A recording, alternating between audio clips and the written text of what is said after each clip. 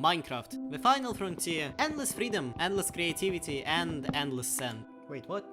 Lots of sand. And speaking of sand, sand in a box full. Minecraft is a perfect example of a sandbox game. Sandboxes are one of the oldest lasting styles of games with the base premise that this world is free and open for all your imagination to run amok, without consequences and with only the boundaries of what the game itself is capable of doing. That begs the question, how does SANDBOX sandbox?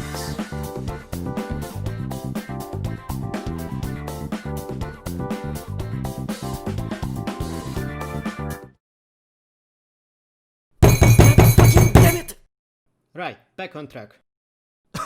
Perhaps Stardew Valley does it best, or maybe some city building game from the 2000s. The thing is, all of them are great sandbox games. At the basic definition of the word, a sandbox game can offer a unique experience every time you play it, like playing CK3 for the first time and getting killed by your half-brother, or building the most efficient factory in Satisfactory. But, and this is for sake of helping give context, games like Skyrim, on the other hand, are not sandbox games. It's a good game, don't get me wrong, but giving an open map doesn't instantly make any game a sandbox. On that note, hello and welcome, I'm DWK. And I'm the insane little voice in the back of his head, John, and let's talk sandbox.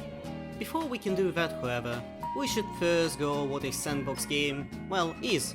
To oversimplify, a sandbox game usually lacks a story or any semblance of control on the creativity of the player. If the game engine allows it, the player can do whatever they want to. This is why the games are called sandboxes in the first place. It's like an actual sandbox, an open playzone that you can basically do whatever you want in, so long as you have the right tools. Compare the game to the sandbox itself and the toys inside of that sandbox, all the limitations of the physics engine and how the game itself functions. You can do so much with the toys, and there are limits, but even those can be bent a little bit to allow for a little bit more freedom of motion. With that out of the way, let's actually talk about sandboxes.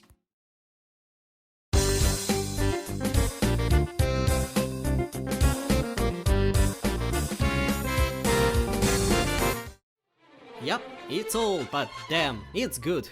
Welcome to OpenTTD, a transport simulation game. Take control of a transport company and set up trade routes around the map, delivering resources and people. Or not. You fluffing Brit. And at the end of the day, freedom is the way to play. Rhyme definitely intended.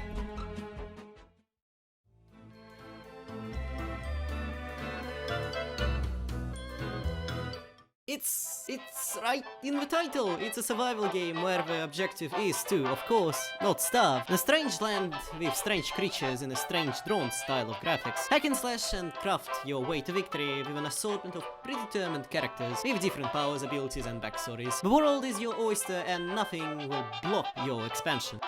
Wait, what is that noise? Oh god.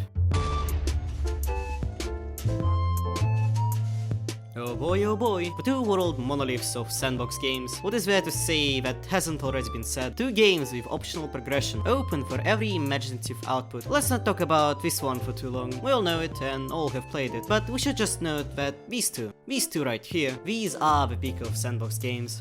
Gold star, maybe two, who knows?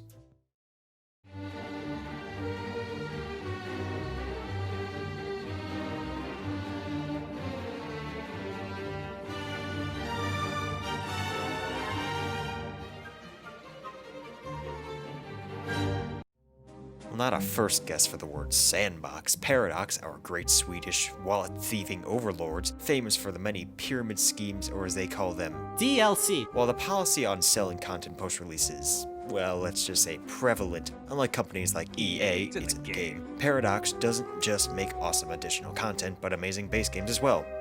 Mostly. Hearts of Iron 4, Europa Universalis 4, Crusader Kings 3, Stellaris, and Victoria 2 being the namesakes of their great imperial grasp over the genre. You see this? This is a nice book right here. Well, you take that book, light it on fire, and throw it out the goddamn window. That's how Paradox treats their grand strategy games. You want to do something? Do it. You want to make an Irish space empire? Do it. You want to make Luxembourg strong? Do it. You want to name your king Joachim Broden? Do it. While yes, there are certainly some limitations, relations to history, and more than a few, shall we say, questionable AI interferences, they're basically free to romp around the block and do whatever you want. The true essence of a sandbox. So, in conclusion, we don't know. What was the point of this video? Why am I here? The crazy voice in the back of DWK's head, and why am I forcing him to say all this? I don't know. But hey, let's just call this an educational introduction to some of the content you'll be seeing here on this channel. And as such, all we have left to say is thanks for watching, see you sometime within the next millennia.